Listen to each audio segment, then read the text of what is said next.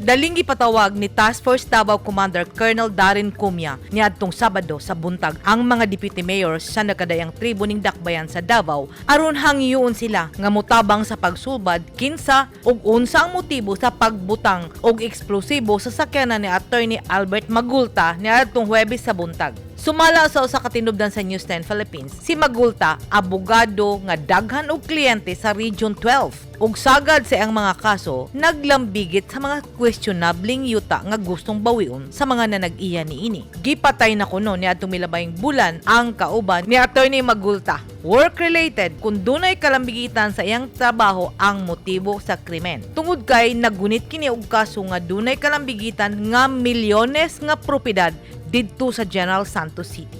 Sumala sa tinubdan sa Newsline, nakadawat na og pangpanghulga si Attorney Magulta apan iya kining gibaliwala. Sa CCTV footage nga hangtod karon wala pag ipagawa sa Davao City Police Office. Matud sa DCPO, makita ang duha ka tawo nga mibutang sa eksplosibo apan do na pay usa nga nagmonitor samtang gibuhat sa duha ang ilang pagluklok sa eksplosibo ubos sa sakyanan ni Attorney Magulta nga nakahatag og impresyon sa kapulisan nga dunay utok nga posibleng mibayad kini og mga tawo nga mo'y magluklok sa maong eksplosibo ubos sa sakyanan.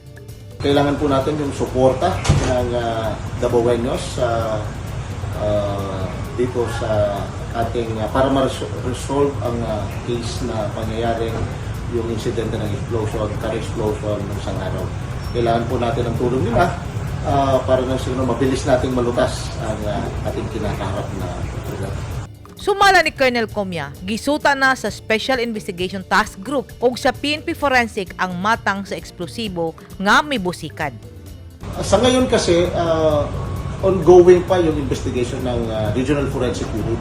Hindi pa natin talaga ma-determine. Even they themselves, even yung mga Explosive and Ordnance Disposal Unit natin, hindi pa nila ma-determine kung anong klase. But definitely, hindi siya yung makamatay ng ginagamit ng mga terorista para magkaroon ng mass casualty.